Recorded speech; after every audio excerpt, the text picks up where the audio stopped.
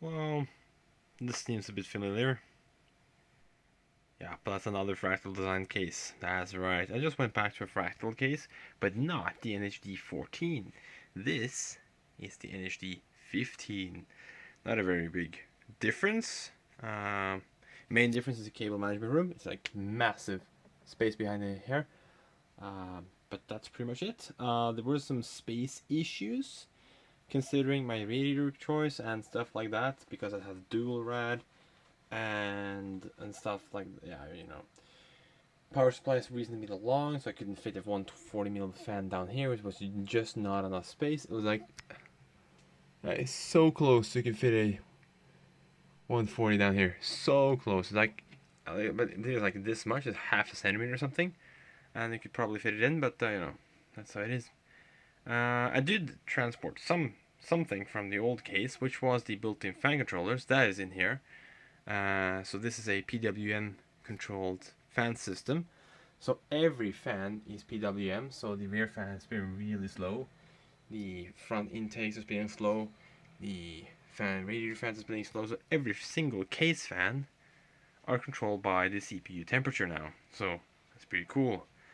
Other than that, turned out really good. Got some help from my friend Casper building this thing. Not that I need to help to build it, but just to hold things in place, because this radiator thing, was pain in the ass because you have to hold the fans, make sure all the holes lines up, and this rubber sealing gasket here was pain in the ass as well. We tried first placing the radiator in the front, but then we couldn't place this hard drive cage anyway different, or we could probably move it further down, but well, we didn't manage to do that because all the cables are there. So that was a bit of a pain. So if we could, the radiator would be in the front. I would prefer that, but you couldn't do that because right now it blocks off quite a lot of well, space here. You can see the light on. It blocks off quite a lot of the motherboard area, so it's a bit hard to work on. Replacing RAM now is pain in the ass because you have to stick your finger up there. Not that I need any more RAM. 32 gigs is, well, enough by far.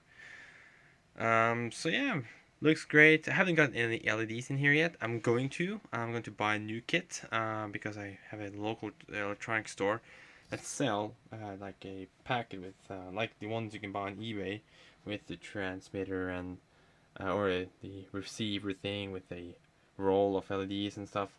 So I'm gonna buy a kit of that to put in this thing. 1.5 meter of it. That should probably be enough to wrap around here. Well, that's pretty much it. What I'm going to do with it because we're going to GigaCon, and man, can't wait for that.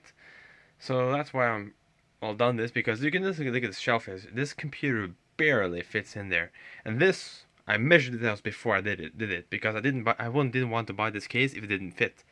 I could still have had the Phanteks case if I didn't find any other case because there are many other smaller cases in the Fractal that I could fit in here, but I don't like them. They're cheap or something like that, or like ugh.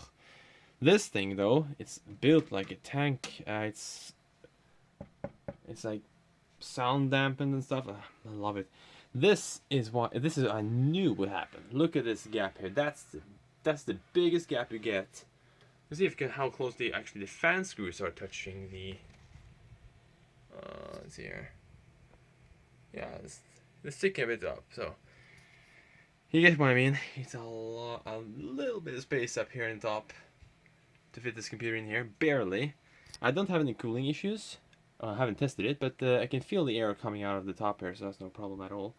The only bad thing is I can turn on the computer because the button is up here, on top of there, and the door swings the wrong way. But you can, since this is the Define R5, I can replace that, so I can swing it the other way. But there's nothing to swing up and do something. It's only the fan filters, which I still do have in here actually, which I didn't have in the Phanteks because they were too restrictive. Power supply filter is down here and it pulls out from the front, so that's cool. Can't really show you that right now. It's like this long. It's like as long as the case. So yeah, and the monitor barely fits in, barely. It's like less space here than there is from the case and the top. So this is why this is like a perfect shelf. This is a, what is it, a IKEA Billy shelf. It's the cheapest shelf I found, and it actually works really well. Holds the computer just fine, stable, no problem. It's very stable actually. You can wiggle this quite hard, and you can see it flexing the monitor a bit. This really holds itself up really great. So this will be fun to bring a GigaCon. This setup here, I'm gonna have some strobe lights on the top. Here's some LEDs, and I'll go all over it. You know, to show off. That's how I do it at LAN parties. You show off what you have, and people get impressed and get your, well, Skype information and stuff, and start getting friends. That's how you do it in the computer world. So yeah, that's cool. Thanks for watching, guys. This is a tiny little system update. Other than that, all the other components are the same.